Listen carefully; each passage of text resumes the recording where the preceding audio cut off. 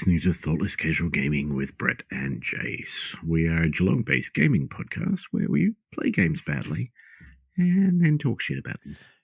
And contrary to many other episodes, so many games were played. Lots of games. This is possibly the most number of games I've played in a consecutive time for years. I'm going to throw this number at you. 20 games. Mm-hmm. We managed to hit 2-0 and that is only a couple of days. And that is 20 different games. Yes. Not 20 games played. It was 20 different games were played, many of those at least twice. Yes. In fact, most of them at least twice. I think almost all, not quite, but almost. Not quite, but yeah. So what happened was one of us got old. Wow, very old. My senior's card is in the mail.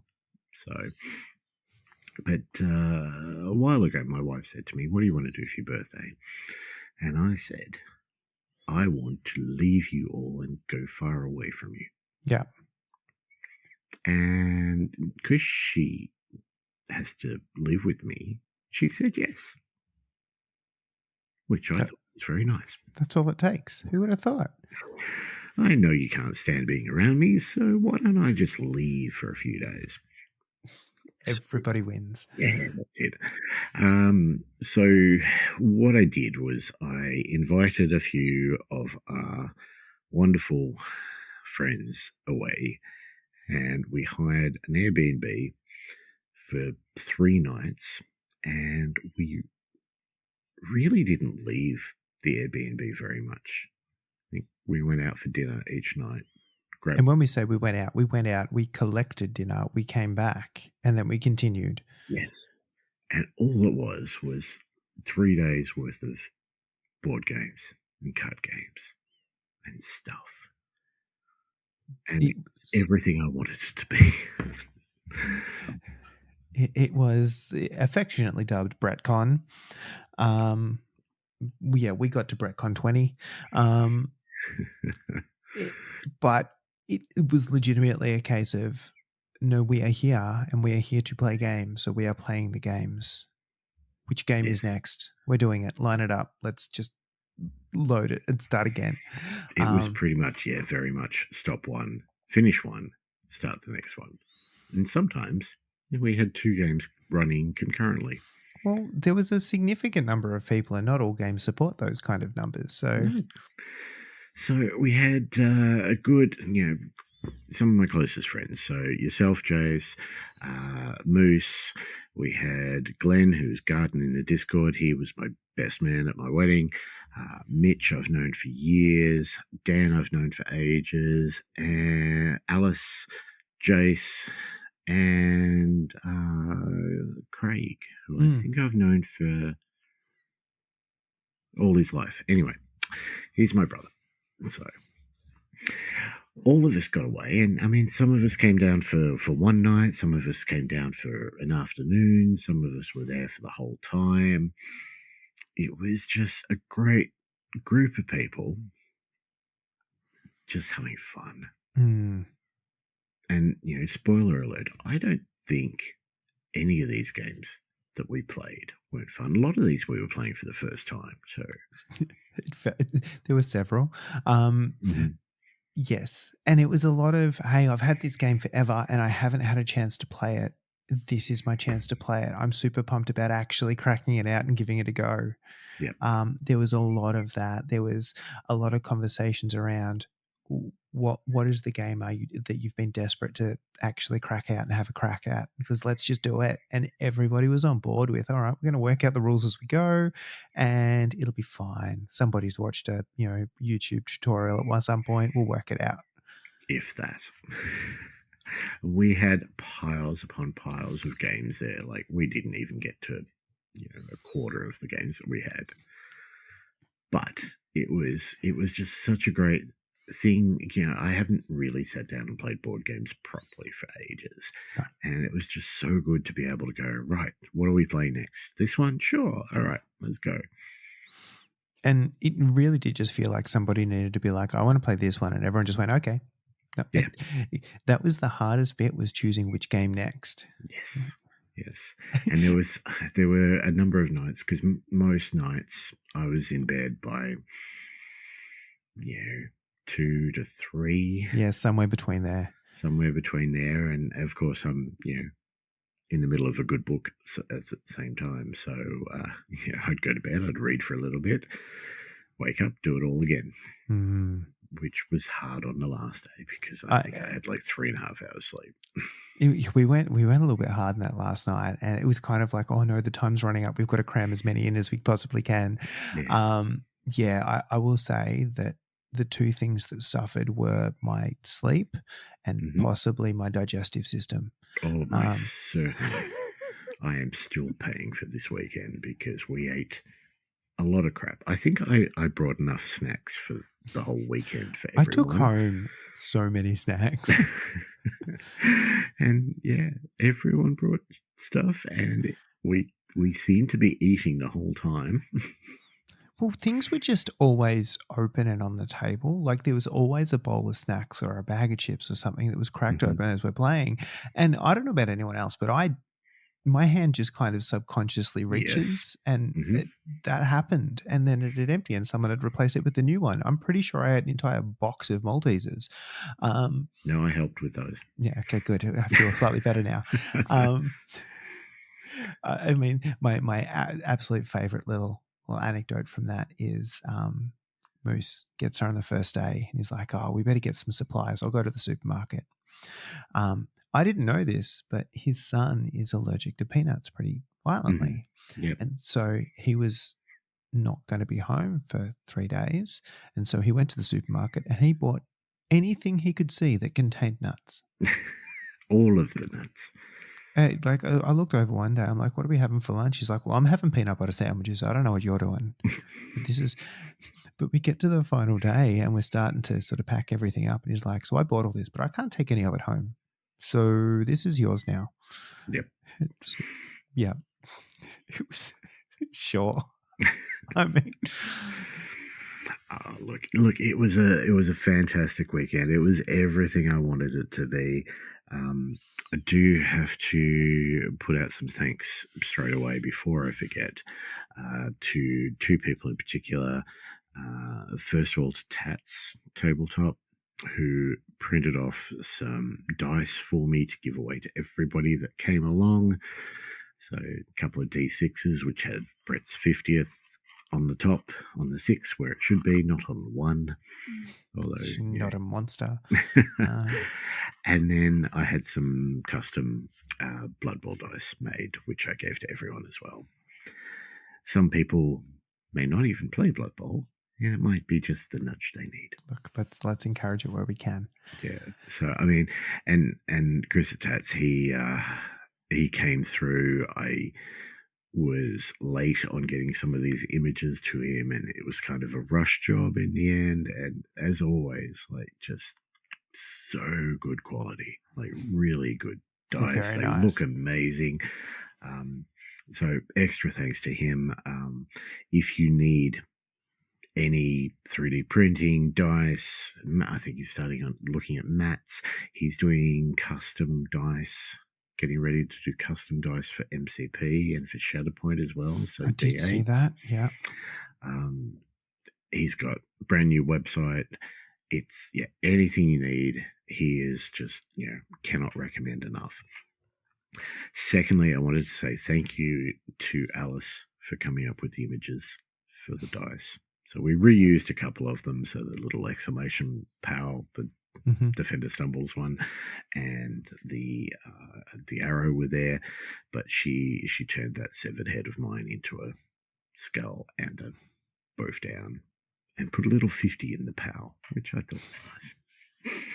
So extra special thanks to Tats and Alice for letting me give souvenirs, because I really appreciated people coming down, and I wanted to hand something back.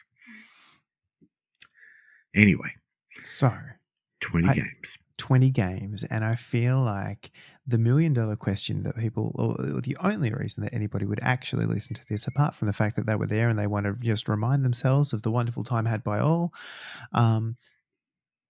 I would be curious to know, out of the games played, which ones were on your top list, which ones are you a little bit unsure about, and which ones you're like, I've played it now, that's enough. Yeah, okay. Shall we run down the list? Do you want to go down the list and just see where it's at for? Yeah, exactly. All right. So the first game we played was called Oriflame or Oriflamme. Oriflamme. It's German, surely. Yes, surely. It's a little card game. It's very much like Coup.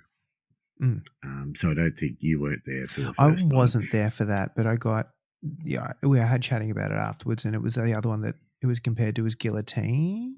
Okay, yeah. Mm-hmm. Yeah, it definitely reminded me of Coup, but there was sort of a line you'd place down. It all depended on where your card was as to what you could do. Things would, like in Coup, it would sort of balance out, and this one would be good against this one, and that one would be good. Anyway, it was a good little intro game to start us off. It really worked out well, and I did really enjoy that. There was a lot of thought behind it, and in we were 1, 2, 3, 4, 5 player game, and so there's a lot of backstabbing, which was glorious. A great way to start. Set the weekend off right. Exactly. Yeah, look, by all accounts, it got really good reviews. I'd be very curious to give it a go. I like both Guillotine and Coup, so that it already of interest. Yeah, no, I did rate that one. Then we played Flip 7.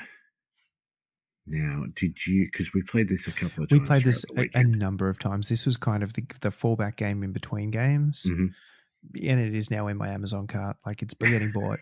Like, it was good fun. It's so simple. And very simple, yeah. It's so easy to learn. It is just fun. And it's, you can roll it out with the kids, you can roll it out with, the family, you can roll it out with, friends coming over and just bounce a couple of games in between, dinner and drinks or something. Like, yeah, that's like, just have it.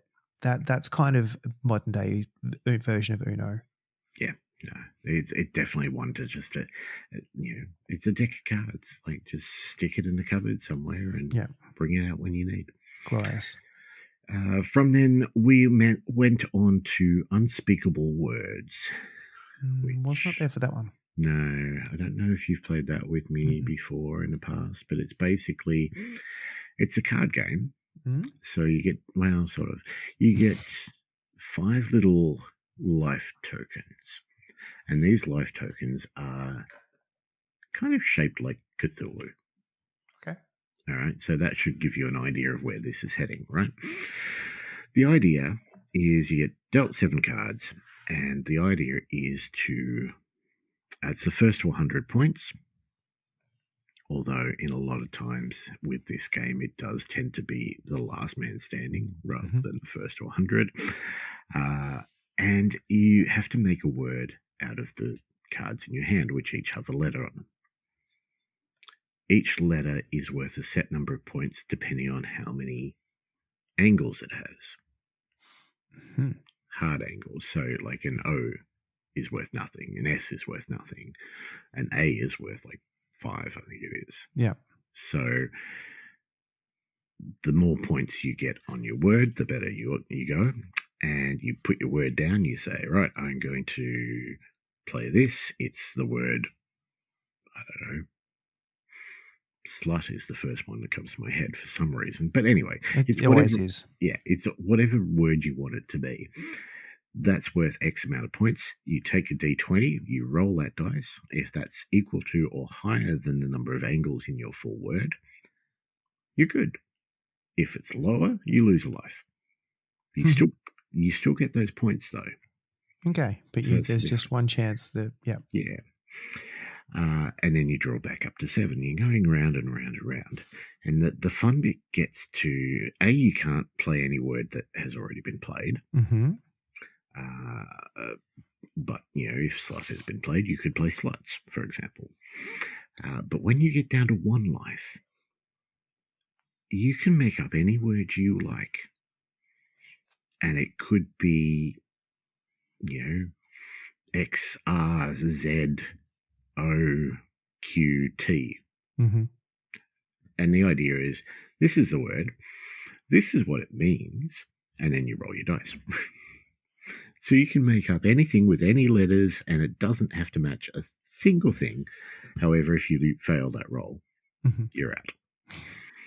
And I would hope that the house rule is you also have to be able to pronounce it and give a definition. Yes. Use it in a absolutely. sentence. Yeah.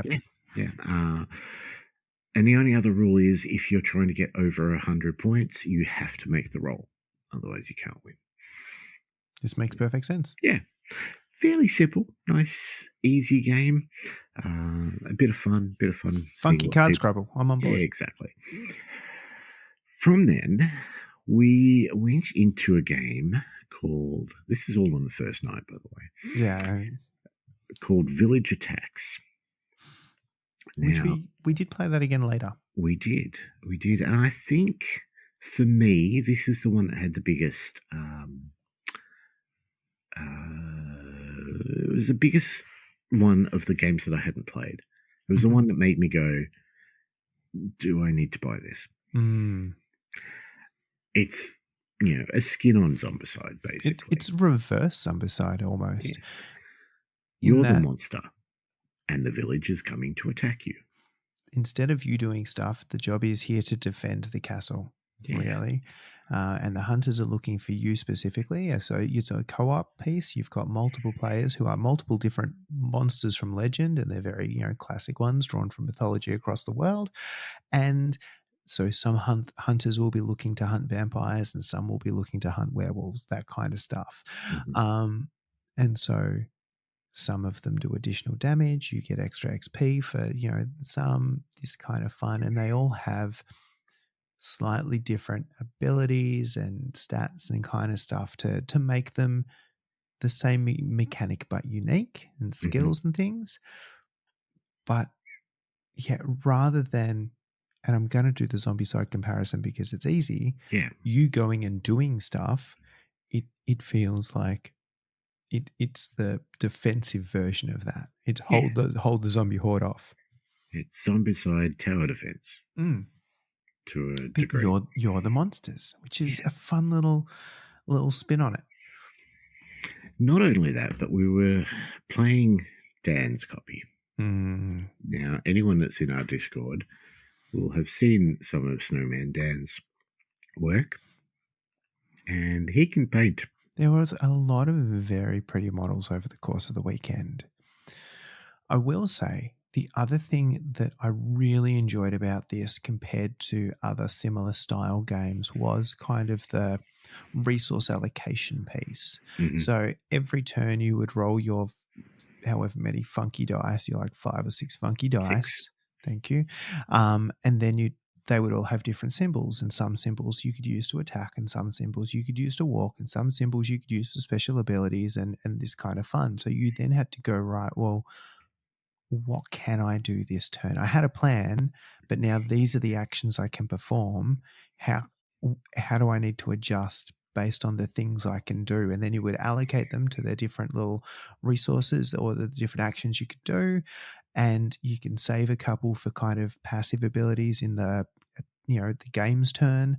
But that as a mechanic of, I can't just do the thing I'm always good at because I don't always have the dice to do it. It is a fun piece. Yeah, in the multiple number of games of this that we played over the course of the weekend, there are a good couple of times when I'm like, right, all I need to do is like hit these 2 guys that are in the square with me. Then I'm going to level up. I'm going to get this new skill, and I'm going to be good to go. And roll those dice. And all of a sudden, I've got a lot of defense here, but I'm not actually hitting anything. And one of those D6 sides is bad. It's the villagers do something. Yes, and you don't want the villagers to do stuff. You want to do stuff. It's your turn, damn it. So it was a really nice point of difference. It made it interesting. It made each of the games a little bit different. It made you have to continue to engage and be like, you can't just plan ahead. You had to roll the dice and then go, oh shit, now what am I going to do with this? Super slick. I did have a conversation with Moose after the weekend, where it's like, do I buy Zombicide or do I buy Village Attacks? I feel like I'm filling a similar role, but I'm not sure which one is Was the one. this you buying or Moose buying? This was Moose buying.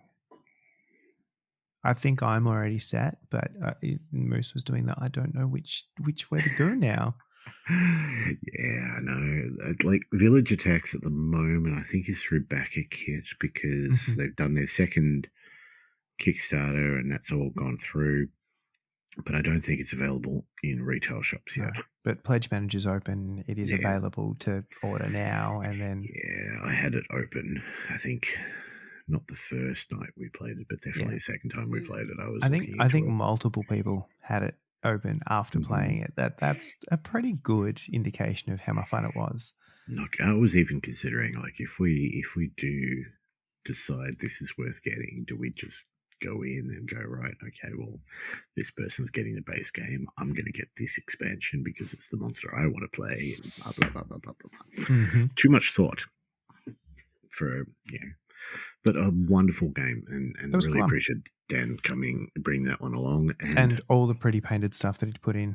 Yes. Yes. So we're getting to the end of the first night. It's dark. It's late. Why don't we just dim all the lights way down low and play Night Cage? Perfect. And Moose was, telling us all how many games he's played, and he's only beaten the game once. And he was, it's one of those games that you have to, think your way through, and it's not easy. And we finished the first game. So he played, I think, 16 games before then, and won once. Then it was 17 and had won twice. But what we did is we amped it up, and we played 2 more games with bigger monsters, one of which we failed pretty quickly. And the next one, it was so close. Like, we were a couple of turns from winning when all the lights went out. And look, I think we've done an episode on this, but it is such a simple, effective, easy, but so hard, like easy to learn, so hard to win. Yeah. And it's amazing how atmospheric the game is for something that is so simple. I mean, we had the lights very low, and we had the Night Cage Spotify playlist playing. We dove into that experience. Is that the 2026 version of like Nightmare, the VCR? Yes, very much so. And that was something that we mentioned. This actually is probably a very clear indication of the general demographic of the people that were at this weekend. Like there was, it felt like there was an age or a generational alignment. We're all. There were a number of conversations about how last time we got together there was a lot less grey. Yes. So don't think Glenn had seen Craig for a while, and oh dear, we're definitely getting there. Anyway, that was the first night. I woke up the next morning to find Dan and Glenn playing Lorcana, which is the Disney trading card game. And which I found very interesting because I'd opened a whole heap of boosters at work and decided very quickly, I'm not really interested in Disney as a whole, but I like these Alice in Wonderland cards and I like these Aladdin cards, and they're the only ones I'm going to focus on. And it got to a point where I was like, I don't want to open any more boosters. I'm just going to spend like $20 and buy the individual cards from, I don't know what it was, like somewhere, Good Games or something. And so I've got an Alice in Wonderland deck, and I've never played the game. So I watched over that for a little bit. But by that stage, we were all up, and it was time to load up Dice Throne. which is like a sort of, we were playing. It's very much a PvP dice game with like different abilities and different, classes and stuff that you can be. But there is a co-op version, which is what we decided to play. So we had 4 of us playing. We had myself as a barbarian, Moose as a monk, Dan was Black Widow from the Marvel series, and Glenn was Captain Marvel. Sure. And we started this probably about 11-ish in the morning. A bit after 2, we had finally finished. So it was not as quick as the box necessarily led us to believe. How much of that was user learning curve? Probably most of it.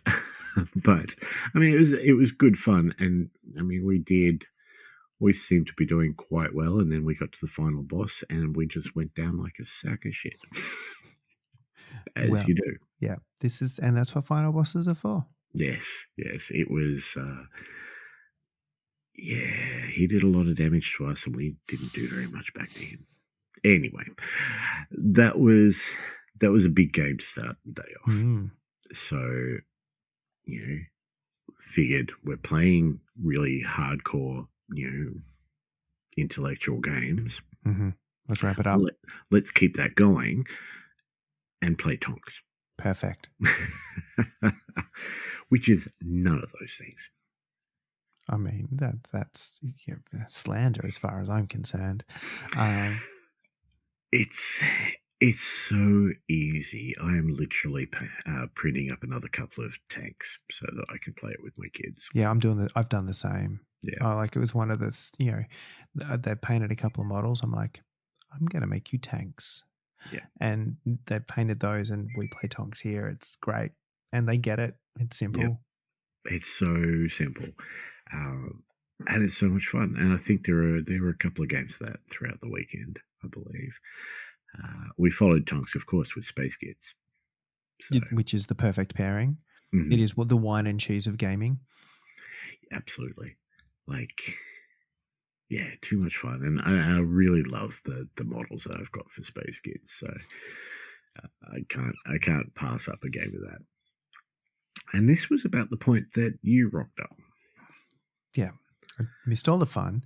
No, I will say Space Kids is also one of those games that if you want to introduce anybody to a miniatures style tabletop-y game, but you want them to giggle their ass off, like it is the perfect game to go, it's okay. Like you don't have to know stuff here. Look, I had one person standing at the end of the game, and I thought that was an improvement. Nailed it. Yeah. So I rocked up. Yes. This is the important part of the story arc right here. Yeah. Just put a timestamp in the description of this episode so that people know when to start listening. Yeah. All right. 28:08. Yeah. You rocked up.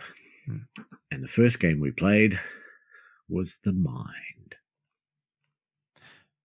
Is that a game? I'm not sure. No, I'm still unconvinced. It's an interesting experience. It feels like a social experiment badged as a game. Yes. Yeah, it does, doesn't it? So the idea is there's cards with numbers on it. And it's number 1 to 104. 104 or 100? I don't know, because there were a couple of games with cards that had numbers like 0 to 100. 104 was the other game. Yep. This one was 100.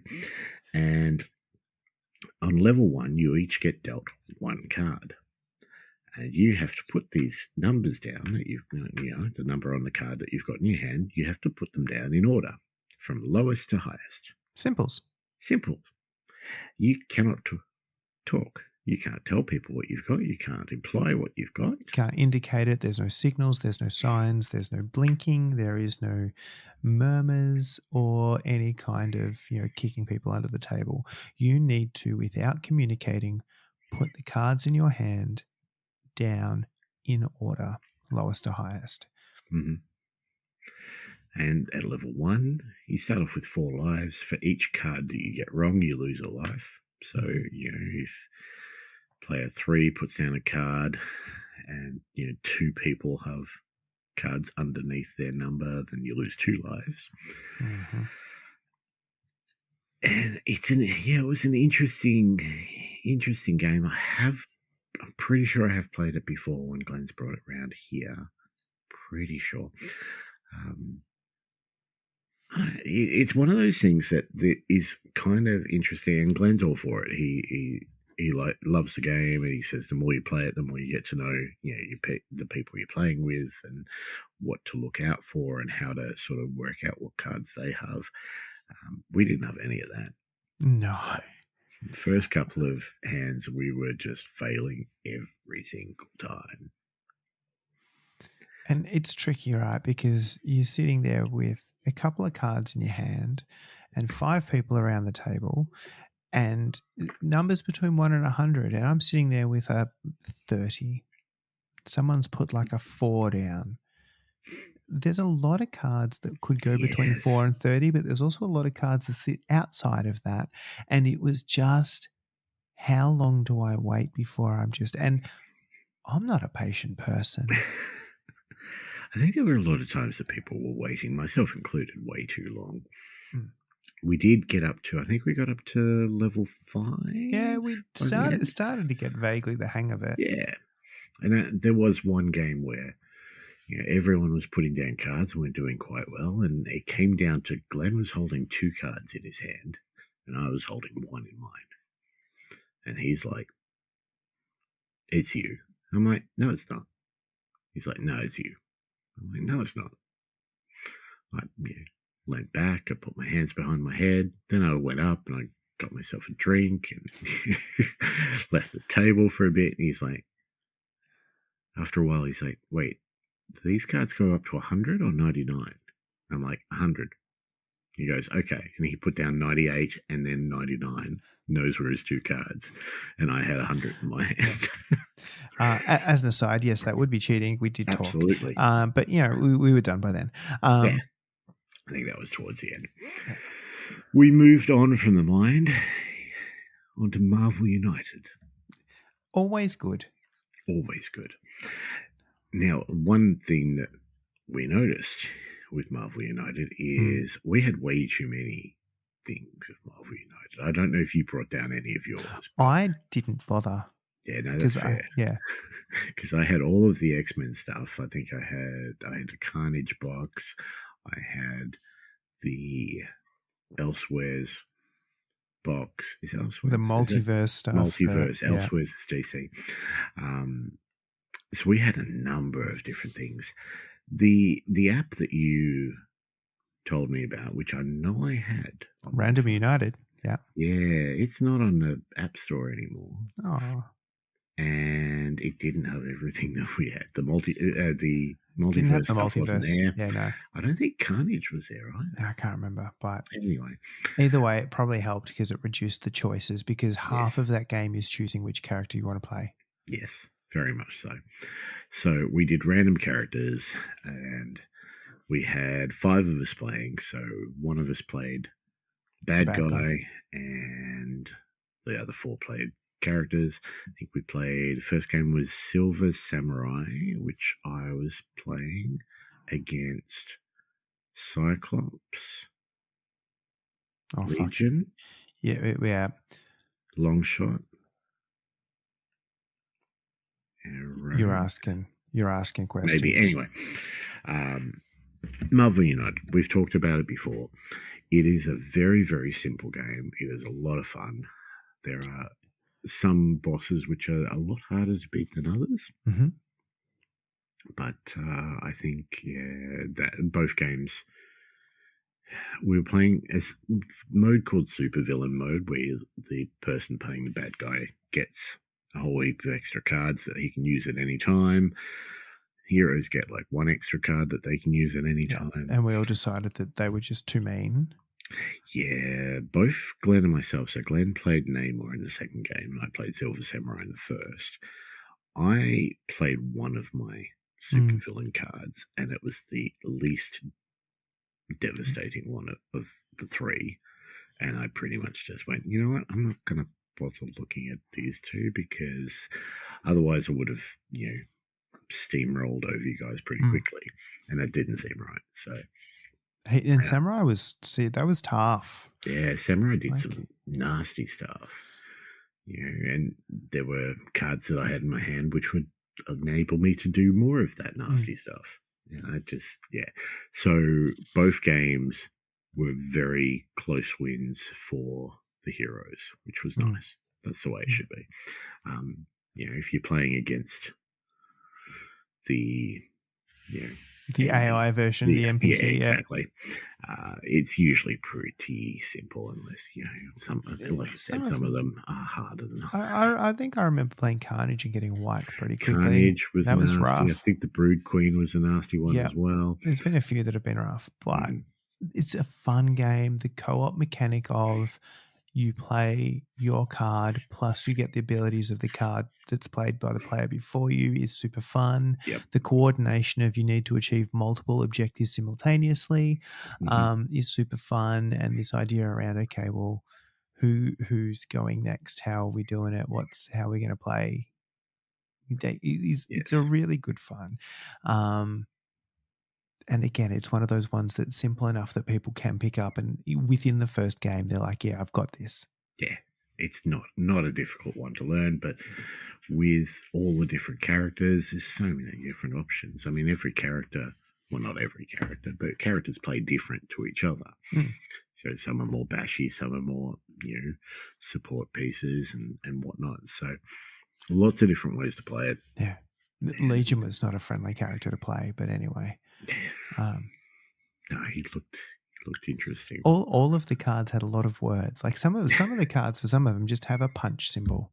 Like, that's easy. I can do that. I can punch someone. All of Legion's cards had a lot of words, and they all seem to have a positive and a negative effect. So it's like, this happens, good. But that happens. Oh, that's bad. And so you'd have to, there was this additional layer of working out which of the bad effects you could absorb whilst you get the benefit. Too much. But kind of fitting with the character. Did you ever watch the Legion TV show? No. It was a total mind fuck, basically. There's a lot going on, but it is pretty. It is a pretty show. Anyway. Moving on, Marvel United led on to Flux. This game is divisive. It was both of the games. We played twice, didn't we? We played twice. Yes, because I think I was getting very hoarse by the end of it. Both of them wrapped up pretty quickly. I think I went first in the first game, and I played a card which allowed me to draw as many cards as there were players, and then hand out one card to each person. And this was Pirate Flux. And I drew up my cards, and I saw the cards, and I'm like, all right, who's next? Moose, you're next? Okay, you're getting this card, which, of course, he then played, which forced everyone, well, it didn't force, but encouraged. It encouraged everybody to talk like a pirate. If you did, you got to draw extra cards, and if you continued talking like a pirate since your last turn, you got to draw another card. So that's how it started. And yet that was nuts. And by this time, everyone had been around each other long enough that kind of settled in, and there was some embracing of that theme. And we were all talking like pirates, or not Irish all of us. pirates. Not all of us were Scottish talking like pirates. Some of us had just miscellaneous European accents. Yeah, my accent was dropping in and out. I know that. I was trying very hard to and shiver me timbers. And I really enjoy Flux, but I know some people absolutely hate it. It's so crazy. It's not the first time I played it, but the first time I played Pirate. And yet that card, that Talk Like a Pirate card, that came out both games we played. And it was just the group that, sometimes people will just refuse to play that. And this was not that group. No. Yeah, but the idea of there is no objective, there are no rules, it is just draw a card, play a card, and then eventually as you draw and play cards, the rules of the game evolve. And Hmm. then at some point, you start getting through enough of it where you've got enough cards in your hands and enough stuff sitting on the table that's been playing that you can go, oh, wait, here's an objective, and I have the cards where I can do it. How can I engineer that to all happen at once? Hmm. Um, the shifting goalpost is super fun. Yeah, yeah, I did enjoy it. Might be one I need to look at because there's so And many different they types, have every possible like theme that you could possibly want. and you can mix and match. I think too, can't you? That's Shuffle a couple dangerous. together, and Yeah, I yeah. mean, Anyway, last game of this day was Heat. Now, Heat is one that got rave reviews, and we got it into work and literally sold out straight away. Like, there were people clamoring for this game. It's a racing game where you've got cards, which, you choose which cards you're going to play, and that'll affect how fast you're going and what's going on. There's turns that you have to take, and you have to take at a certain speed, and you can go up gears and down gears, and there's a few things to it. in, But in, overall, it was pretty simple to get the hang of. once you understood the base mechanics of, I want to not so I need to manage the heat of the engine, and thus the name, right? Hmm. That you're not going through stuff too fast, and when you want to change gears, that you add heat, and that's a challenge. So you're juggling that, and then it's this piece around of I want to move as far as I possibly can, as long as it's safe, Yeah, because if I take a corner too fast and I go too far through it, I'm going to start accumulating heat, and then that's problematic. yeah. So that was kind of the crux of it. And there was some stuff on the board that, affected as you're going through this area, this changes. The concept of slipstreaming was fun. So you finish next to Hmm. someone and you can kind of zip around them. But that was like, it actually wasn't hugely like, it looked more complex setting up than it was to Yes. play. Yeah, and it ended up being, a great game to finish the night on because it wasn't too taxing. It was just a bit of fun. I think there were quite a few of us who ended up in the lead at various Mm-hmm. parts of that game. I know I did, surprisingly. And then I dropped right off. Yeah. But yeah, as you But do. it was like, it was good. It was 2 laps around the board, and there were a number of different leaders throughout that, Hmm. where everyone kind of, and so it felt like you were involved until right at the end, where Yeah, a couple of players spun out going through corners too fast, and it was just all over. And it was like, oh shit, well, I'm not saving this now. yeah, But it was good. It kept everyone engaged. It kept everyone involved, and it wasn't too long. It wasn't too complex. It was still, there was enough to think about to keep it interesting. yeah. And there's a lot in that box as well. Like, once you know how to play, like, I think it comes with like 4 different tracks and Mm-hmm. all sorts of stuff. And championship formats and all kinds of Mhm. jazz where you can, yeah. that was a good, enjoyable one. Mm. All right, next morning we got up, we loaded up Zombicide Black Plague, and this is my first time playing Black Plague. It's just good.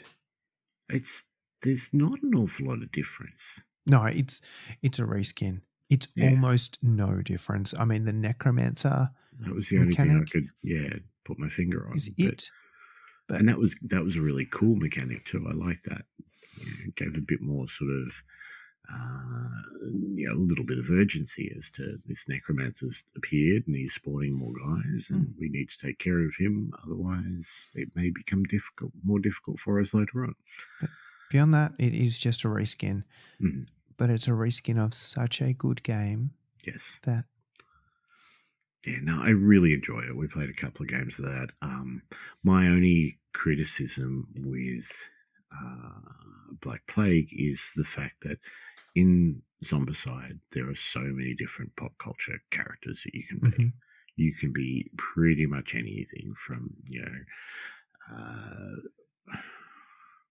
Gordon Ramsay to Big Bang Theory people to Ash from Evil Dead. Ash from Evil Dead's a bad example in this case, but like Miller from Resident Evil, you can be all. There are all these different models and characters that you can be from pop culture, which is kind of cool. I really like that. In Black Plague, less so. There are some. There are some, but most of them fall into very similar archetypes and tropes, and like, it does feel like there is less of that because of the setting.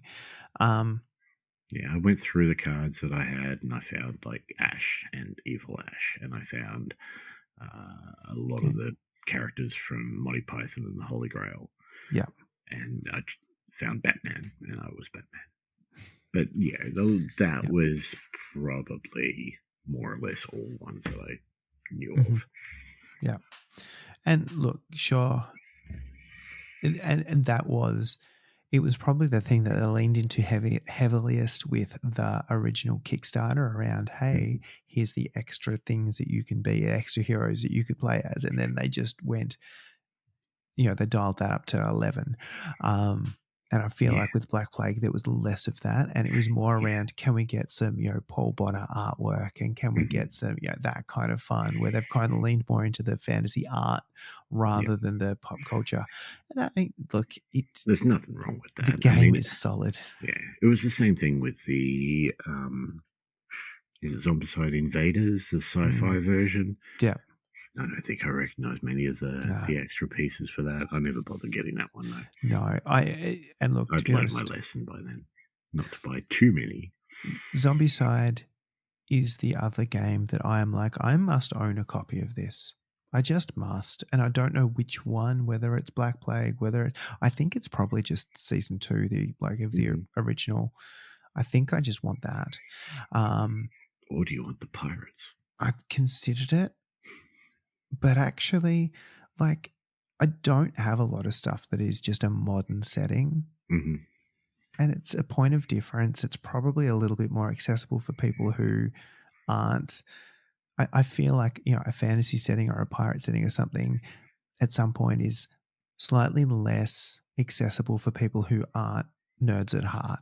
Yeah. And Zombicide is one of the games I think you can pull out and play with people who aren't nerds at heart, and they will enjoy. So I feel like the more accessible you can make it, the better. And I think it's probably just by season 2.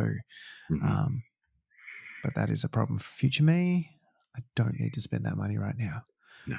I mean, currently I've got way too many. So I've got, second edition and a whole heap of, Kickstarter models for that. I've got one of the expansions to second edition. I've got Black Plague. I've got one of the expansions to that. I've got Marvel Zombies. I've got too many expansions for that. And then there's Deceased when that eventually arrives.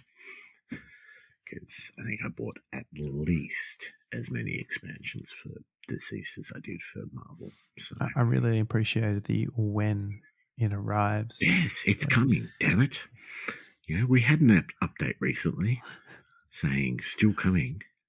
October's recently, isn't it? I mean, yes. in the world of that, yes. Anyhow, so we played Zombicide. Zombicide was amazing. It always is. Play Zombicide. Yes. From Zombicide, we went on to Sidereal Confluence. Now, this is a game that Glenn had heard many good things about and was literally, unwrapping it all and punching out tokens. He punched out tokens. He pulled the box out of the shrimp. Like it felt like he was, scrolling through the quick start play guide as we were setting up. It was good in that it's a 2 to 9 player game. Everyone got to get involved. Yes. So I think we had, was it 7 or 8 of us at that stage? I think it was 8. Yeah. Because Jace was there, Alice was there as well. Yeah. So Craig was, Yep. Yeah. 8 of us playing. Problem is, I don't think there were quite a few of us who are not all that used to sort of those sort of games. What do they call those sort of games? Where you're It, trading it and was it was resource trading, like that was Mhm, kind of the concept. It was sort of semi co-op. It mhm, was very commerce trading based. It was, whilst there were phases to each turn, a lot of it was everyone plays at once. mhm. It was kind of, stock market floor style trading Yep, kind of deal. Um, and everybody was controlling a different faction that had different rules, rules. win conditions, and stuff that they were trying to do. And so I think the challenge was a new game with that level of complexity that people aren't familiar with, where everybody was trying to get a head around what they were doing and then also how the game worked. That's when my headache started. Mhm. I mean, yeah, that was. I really feel like this is probably a really good sort of game to get a good core group of people together And play a and play bunch. it heaps. Get to know, The maybe choose a factions and faction the, and yeah. keep playing it. I for my faction, I seem to do quite a bit on turns 1 and 2, and then like nothing for the next 3 turns. It really felt like I was sort of dragging Mm. my feet, and I didn't know what I was doing, but I didn't seem to be getting anywhere. And then it all sort of turned up in the last turn. Yeah, I think we kind of went through and we set it all up and explained the rules and explained the rules again. And I started thinking about monkeys at about that point in time. And it was probably turns 3 or 4 when I went, oh, okay, I think I'm starting to get it. And then did some stuff. Yeah. Uh, it was heavy. It was a heavy game. It took us a while. It was, it's obviously incredibly well done Mm. and well thought out. It's just, I think that's the sort of game you need to dedicate and go, right, let's play this for a couple of, a weekend, a month, Yeah. every, And you're right. I think it would be good. I think the points of difference in the different factions and what they did, it encouraged you to work together, which was Mhm. also interesting. I also think that probably first time playing through with 8 or 9 people is maybe too many. Just That is also an option. it Yeah. was a big table, and for a lot of it to be open floor trading, it was there were Yes. people I didn't trade with because they were just too far away physically. So that was a big one, and it was a longer game too. Mm. So it took a while. We moved on from that into monikers, Mm. which was The less opposite. taxing. It was the refresh we needed. Let's be Yes. honest. Which is, you basically get dealt out, I think it was like 10 cards, Hmm. and then you go through your cards, you work out, what you think you can, Communicate. describe and communicate, Hmm. and you'd throw out, the ones you didn't think you could do. Then all the ones that people thought they could do would get shuffled into a pile, and you'd take turns going for a minute to try and get through as many as you can. First turn, you can try and say whatever you want to It's say, but kind you of like can't. taboo. You can't Yeah, you can't say the word on the card, but you can say anything else. yes. And the second turn around, you are still using the same cards, but you can only say one word. The flip side here is people now know what the answers were because we've been through once. Mm-hmm. So using one word is okay when people have got a finite number of responses it could be. Yes, if you can remember them all. And it was a And group of people. we had a couple that were fairly similar sort of Mm. answers, but not quite. And then the third time around is just charades. Yeah. No But words. again, no words, but people know what the answers were, but you've still got to somehow do that without Yes. noise. Um, it requires a level of inhibition. Mm-hmm. It requires a level of, common understanding of the acceptable humor used. Yes. um, but it was fun, and it was such a nice little okay, let's just reset. Let's just, you know, get silly Mm-hmm. again so we can think about the next game. Let's clear the brain. Yeah. By this stage, we're into the last evening. of the weekend. If we do this again, we need to make it like a week, I think. let us actually get some sleep. Mm.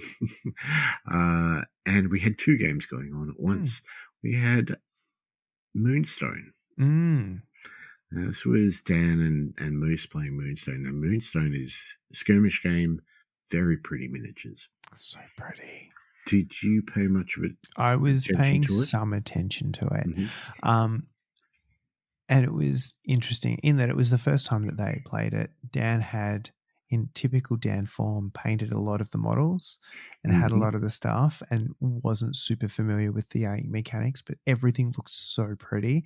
Yeah. And it's one of those games that I had been eyeing off forever. Moose has kind of been in and out of that. And a few other people have kind of been looking at it because it does look so... It's kind of got this fairy gnome kind of quirky labyrinth style artwork and characters that are just adorable in a creepy fairy way. The whole concept of this is there are a bunch of moonstones. They are your objectives effectively throughout, and they're represented by D4s on the table. And the reason they're represented by D4s is that is how deep they are buried. So to interact, you basically unearth it a little bit, and you've got to slowly unbury them, and then you grab them and you've got to leg it. There was, by all accounts, small scale, so sort of 3x3 table, only a few models each, so not super deep, and all of them were very unique and had their own very unique actions and abilities and stuff like this. So Moose had like a little guy riding a worm, and the worm could just bury and then pop up in anywhere on the board. That was an action. You just show up somewhere else. There was fart attacks, and there was there's all kinds of just silliness. The creators have gone to such an effort to create hugely characterful, charming models and rules to go with each of them. That is half of the appeal, I think. Now, is this available in shops at all, or is it just through their website? No, in some stores. I don't think it's widely stocked, but it's absolutely available retail. There are faction boxes. There are expansion faction boxes. Like, it's one of those things that's not... the hardcover rule book is so pretty. So pretty. It looked adorable. It just... I think the challenge is it is another skirmish game at the end of it, in a world where there are 8 million skirmish games. So the actual gameplay, it's more about how adorable and how charismatic the aesthetics is, and the characters are, and the abilities and all that stuff is. The problem is there's also Burrows and Badgers, and there's also Malifaux, and there's also however many other games that you could do. So it's just tricky to prioritize. But it was lovely to see all of Dan's gorgeous stuff just sitting out and actually getting played and moved around. And also, it turns out that those models are fragile AF. But that's the story. Yes. So while the two of them were playing Moonstone, the rest of us were playing 5-Minute Marvel. That is anxiety in a box, but in a good way. Like, it's good, but oh my God, hard. I don't think we really worked out how to play it properly until like the third or fourth round. Because I know I was definitely doing something. I'm like, but that sounds right. And, nobody was saying no to me, so I assumed it went right until I questioned it. Well, because I feel like maybe not. Everything's happening at such a fast pace that it's kind of like, we go with it and you fix it next game. Because it is literally 5 minutes a game. And and the app was actually kind of cool. It's Jarvis on an app, and it basically just, walks you through it. And but counts you down and says 1 minute to go, and it adds to it's the nightmare style ambience. But you basically have a deck of villains or things to beat, and each of you as your heroes have a generic deck and your own kind of special hero deck, Mm-hmm. and you just continue drawing up from either of those. Generally, the hero cards are better than the generic ones, but they're a finite resource. So when you run out, you run out. Yep. And then in 5 minutes, you have to go and defeat all of the things out of the villain deck until you get to the final boss, and then you have to do them. And generally, you have to beat them by able to have a combination of symbols, and you need to all, between you, play the That same many combination of symbols. symbols. And it might be 2 punches or a punch and a lightning bolt or a shield and a little run symbol. And between you, you just need to do that. But you only have 5 minutes. And then And there's you only special have 3 abilities. cards in hand.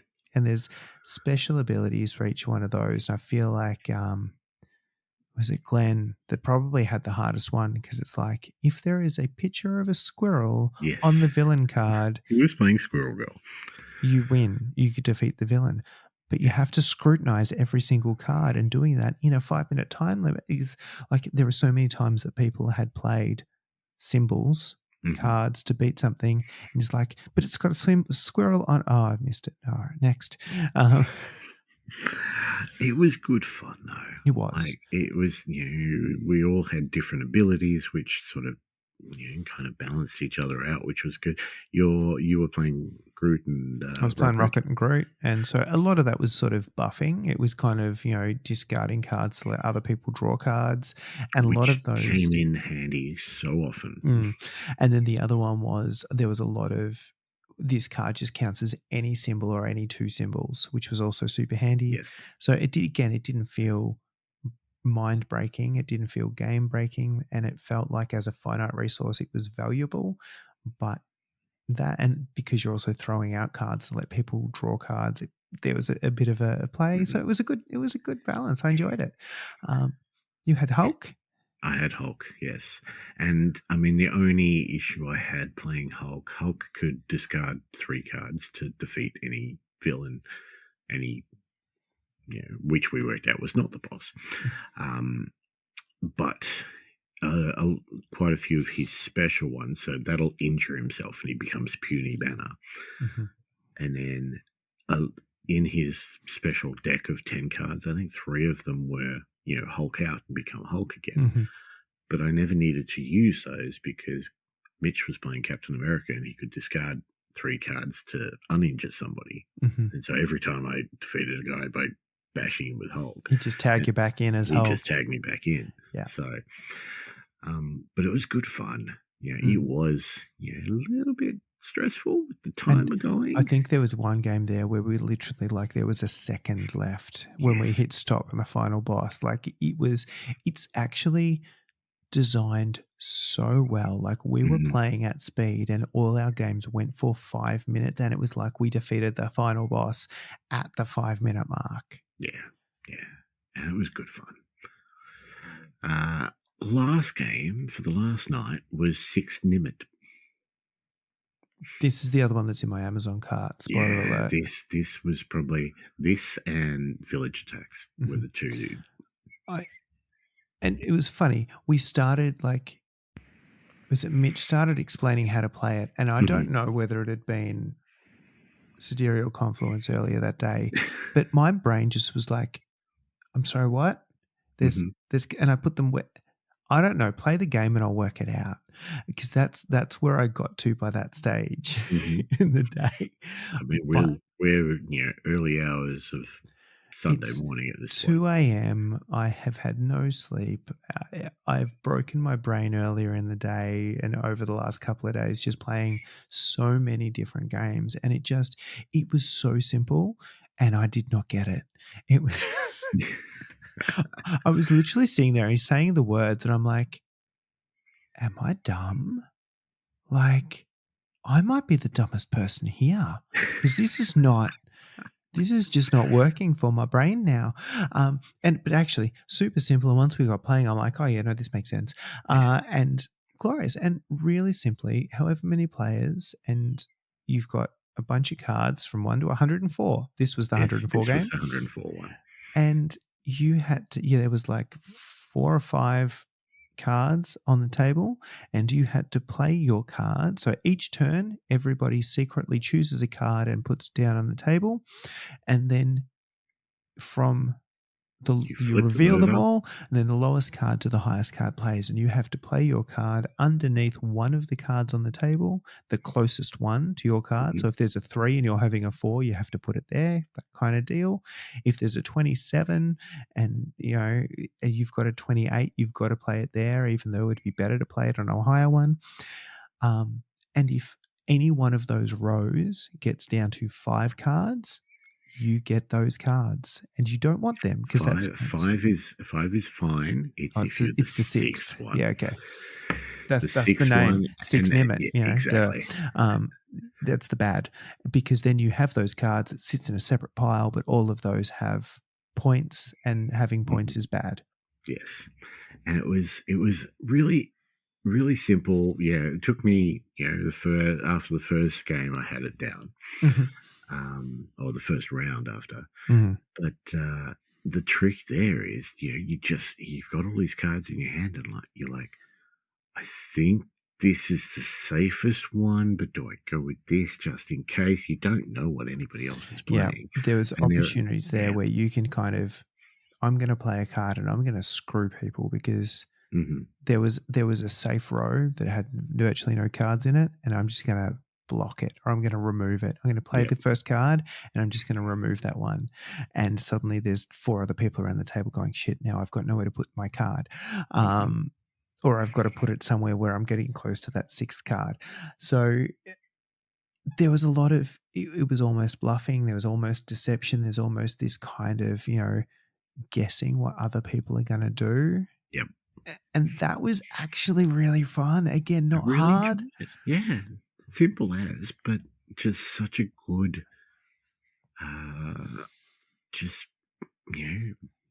not, I'm losing my words now, but such a simple idea behind the game,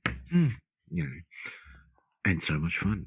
We played a couple of rounds of that. I played a few rounds. It was glorious. I thoroughly enjoyed it. That's another one that went straight into the Amazon cart. Yep. Then we woke up.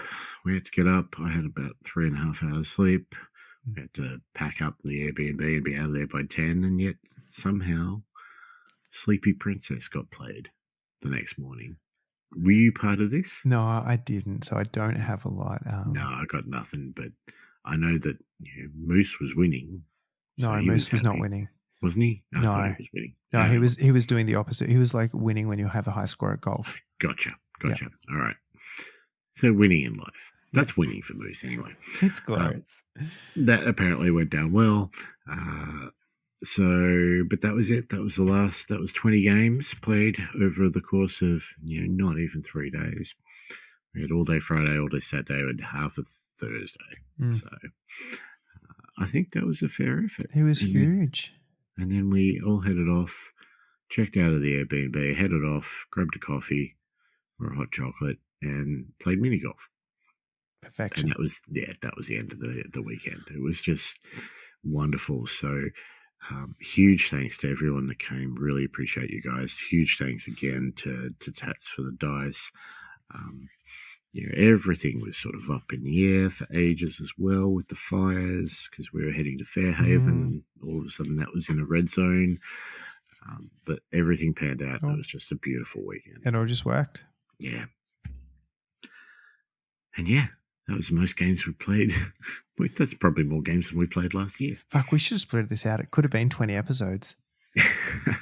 We could have done one a week for the next 20 weeks and not had to do anything else. But Village Attacks and 6 Minute Nimit were probably my calls. They were up there. Black Plague was fun. I still have to play Zombicide. Yeah. I mean, same deal. I have Marvel United, so I don't need to buy another copy of that. Yeah. As I said, Flip 7, 6 Minute, 6 Nimit. I'm going to say it right one day. I know, right? And Zombicide are the ones that immediately are like, I have to own them. And then there are a few that I'm like, would play again quite happily. Look, all of those games I would play again. I think, the only two which would take a little bit, the Mind is definitely I'd play it because it doesn't take long. No, exactly. And it was interesting. I don't know that I'd ever be any good at it. No. And then like Sidereal Confluence, I'd need to play that a fusion. I would need to dedicate a significant portion of my life to understanding. I probably would not play Lucana, if I'm honest. It's fine. not my vibe anyway as a game. And then you add the skin to it. And I'm just like, it was funny though, because when it was kind of being explained, and again, timing wise, we played this late on the last day as well, after Serial Confluence as well. Glenn and Dan played it first, and then we actually got a game. We actually played a game a bit later, and my brain had switched off. And so again, people were explaining things, and I was just like, you're saying words and I know words, but I don't know how these words work in this context. Equally, it felt like there's a lot of TCG kind of, it's very much like it's vocabulary, almost a magic skin to a lot of degrees. And so having not played those, I wasn't surprised. There was a whole lot of, you tap this card. I'm like, so all right, we're going to ask some silly questions now. When you say tap a card, what is tap? That's where I was living. That's fair. Yeah. Look, it's the sort of game I'm happy I have a deck for it, and if it ever comes up that I can play it again, maybe I'll have my deck on me at the time. But I'm not going to be going out and buying more cards or anything. That's fine. Well, on that note, are we suggesting that it's time? Yes. For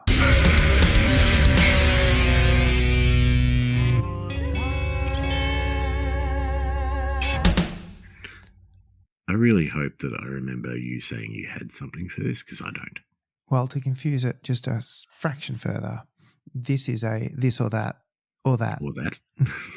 All right. In that, we do currently have a paint event running, which is about painting something old. And thinking about painting old things, or my starting in the hobby, I wanted to ask, metal, resin, or plastic?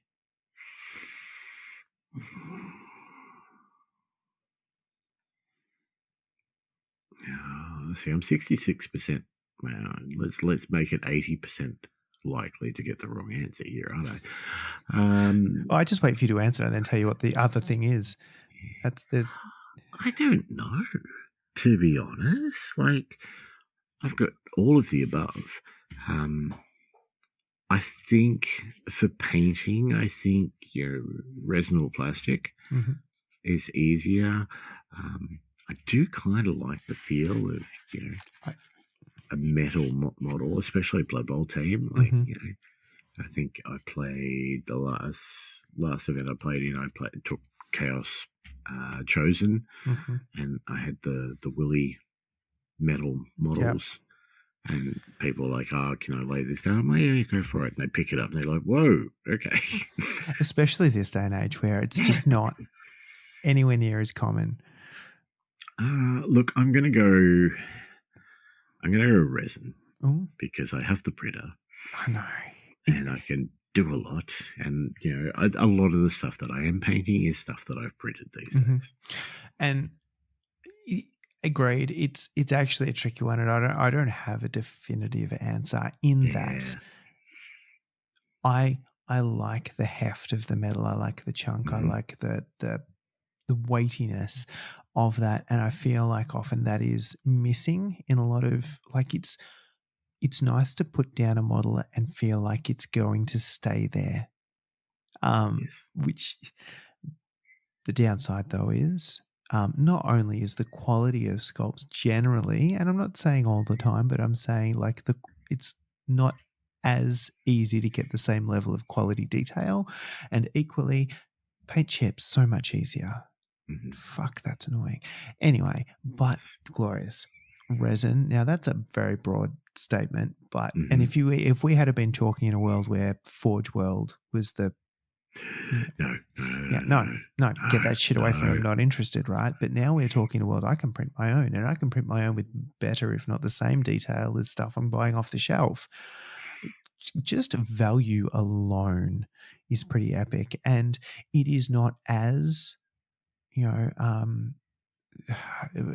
hard wearing as plastic, as an example, mostly. But also I can print one for less than $1. So I just print me some new ones. And there is ways and means around it. It's getting better. And the other side is plastic is probably the compromise between the two. Mm-hmm. Great detail, a little bit more hard wearing, but also comes with, I have got so lazy with assembly. In a Yes. world where most of the stuff I'm printing is single piece or only a couple of pieces, what do you mean I have to clip this shit off a sprue and clean it up and stick it? Fuck that. Dear. See, I've got a lot of Star Wars models in front of me, and yeah, there's a lot of pieces in some of those, and a lot of thin pieces as well. But also, it's so much easier to convert. Like, if you want to do a little bit of a modeling project, Yes. plastic is so much easier than anything else as well to work with. It's probably going to be my number one pick just because it's the best of all worlds, but it's a tricky pick. Yeah, I think so. I think I'm going to go resin, but I think this is a tough one. Incidentally, I was listening to an episode of the History of 40K podcast today on the topic of Forge World. Mm-hmm. So apparently, back in the day, because this is before 3D printing, China cast was an issue. Absolutely, it was. And stuff like that. There was a lot of talk about how people would tell. One of the guys was saying that what he would do is he would buy China cast, but it would come. Forge World stuff would always come slightly warped, whereas China cast, they obviously went, "Oh, that doesn't look right. That mold doesn't look right. We'll fix it." And so all the China cast would look better than the Forge World stuff. So he'd just buy China cast, and then just heat it up a little bit to warp it, so that people would look at it and go, "Oh, look, it's warped. It must be Forge World." Legit. But I mean, also, what Games Workshop events are we playing in where that's actually, like, sure, if you're playing like World Championships, 40K World Championships run by Games Workshop, but are Games Workshop running tournaments? I don't know. Look, this is back in the day, so yeah, fair call. Possibly different, but yeah, the whole China cast, Forge China World thing. That was. And then it feels like 3D printing killed that industry pretty hard as well. Yeah. So, you're welcome. All right. On that note, shall we wrap things up? Just quickly, we are about to start a Sevens League. Tour Play have just updated sort of their version of the Sevens rules. And they got most of it right. Like, it's glorious in that they said that they were not going to do it, and then surprise, we were prepping to use Google Sheets or something to manage it. We were. I was staring down the barrel of that, and then seemingly on the same day I went to think about it, they went, "No, we'll save you. Here you go." Glorious. So good. So if you are in the Geelong area, or you don't mind getting to the Geelong area, or the lovely Banks area, rather, once a fortnight for a game, or organising a game with your opponent, then by all means, jump in our Discord and sign up for the league in there. It's a lot of fun. We're not too serious. Nah. So come play. Very newbie friendly. Everyone's going to be learning Season 3 anyway, and then it's 7, so it's easy. It's quick. It's fast. It's better. It's just better. You're welcome. On that note, give us a follow: Facebook, Spotify, Podbean, Twitch. I said it last episode, but this is only technically the second episode for the year, so I'll say it again. I have updated all the Patreon levels, so everything should be very nice and easy for those of you that want to support us. Though, thank you very much to Archie and Jace, who've both jumped back on and adjusted their Patreon to the new levels. And as always, thank you to our Thoughtless Patreons, and Archie, Gertzy, and Jared. Appreciate you guys. Wild. But look at them with their well-structured, mildly OCD upsetting tiers. Yeah, I know. I was pretty good. I was pretty proud of it. And No, then, it was then great. it hit me, and I'm like, I can't meme this the right way, and I'm No. going to have to do it the wrong way. It's fine. If that's the worst thing we do, we're doing all right. It's not not the worst going to be thing the we're worst doing. thing we're going to do. On that note, laters. Gotcha.